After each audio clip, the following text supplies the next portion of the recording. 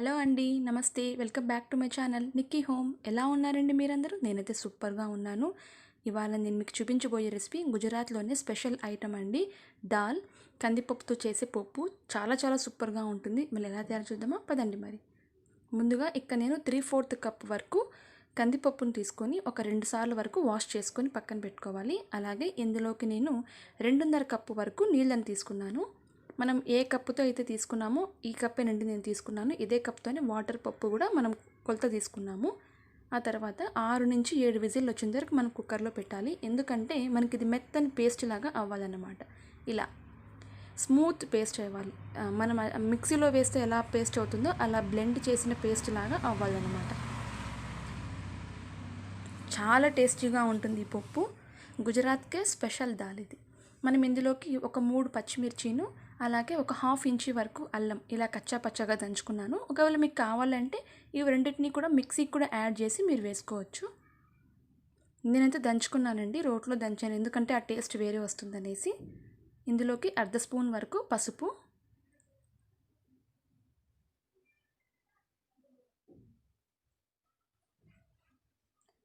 ఒక 1/2 స్పూన్ కారం పొడి,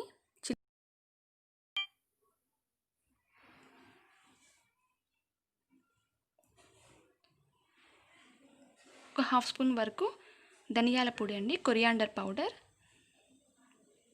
ఇక్కడ మనం స్పైసెస్ యాడ్ చేస్తున్నాం కాబట్టి టేస్ట్ చాలా బాగుంటుంది పప్పు అనేది.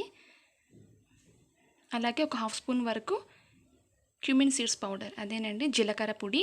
ఒకవేళ మీ ఇంట్లో జీలకర్ర పొడి లేకపోతే కన్నా జీలకర్రని దంచైనా సరిపొడిగా వేసుకోవచ్చు. ఒక స్పూన్ వరకు బెల్లం, కాస్త స్వీట్నెస్ కూడా. ఇక సాల్ట్ అయితే మన టేస్ట్కి తగ్గట్టుగా తీసుకుంటాం. అలాగే ఒక టమాటో ఇలా మీడియం సైజులో కట్ చేసుకొని టమాటో పీసెస్ని కూడా యాడ్ చేసుకో. మనం ఒక 2 నుంచి 3 సార్లు పాటు అలా తిప్పేసుకొని ఒక 2 to 3 మినిట్స్ వరకు బాయిల్ చేయండి. అది కూడా లో ఫ్లేమ్లోనే బాయిల్ చేసుకోండి. ఇలా కుక్ అవ్వాలి.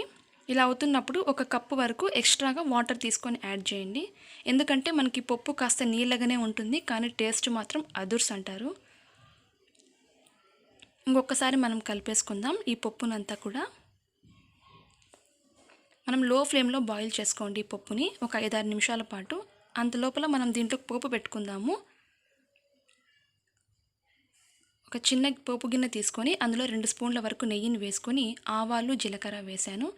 అలాగే చెక్క, ఆ తర్వాత లవంగాలు 3, చెక్క చిన్నది ఒక ఇంచినే. ఆ తర్వాత మెంతులు ఒక 5 నుంచి 10 వరకు, ఎండుమిర్చి ఒక 2, అలా కరివేపాకు ఒక 1/4 టేబుల్ స్పూన్ వరకు ఇంగువ. ఇవన్నీ కూడా యాడ్ చేసి ఒకసారి అలా తిప్పేసేయండి. ఇదంతా కూడా ఈ పోపు అంతా కూడా మనం ఉడికించుకుంటున్న పప్పులోకి వేసేసుకుందాం. అలాగే ఒక గుప్పెడు వరకు కొత్తిమీర కట్ చేసుకొని, ఇది మీ ఇష్టం, మీరు ఎంతైనా వేసుకోవచ్చు. ఒకసారి అంతా తిప్పేద్దామండి, ఎందుకంటే మనం నెయ్యి వేసాం కదా పోపులోకి, చాలా టేస్టీగా ఉంటుంది. ఇంకొక 2 నిమిషాల పాటు అలా బాయిల్ చేసేద్దాం. ఇప్పుడు మనం గ్యాస్ని ఆఫ్ చేసుకొని ఒక టేబుల్ స్పూన్ వరకు నిమ్మరసం యాడ్ చేసుకుంటున్నాం. ఈ నిమ్మరసమే ఈ పప్పుకి ఎక్స్ట్రా టేస్ట్. ఇంకొకసారి మనం తిప్పేద్దాం, ఎందుకంటే నిమ్మరసం వేసాం కదా.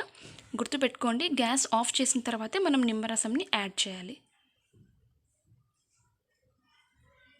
అంతే అండి, ఎంతో టేస్టీ అయిన ఈజీ అయిన గుజరాత్ స్పెషల్ దాల్ రెడీ అయిపోయినట్టే. ఇది మీకు అన్నంలో కానీ చపాతీకి కానీ పూరికి కానీ సూపర్గా ఉంటుంది.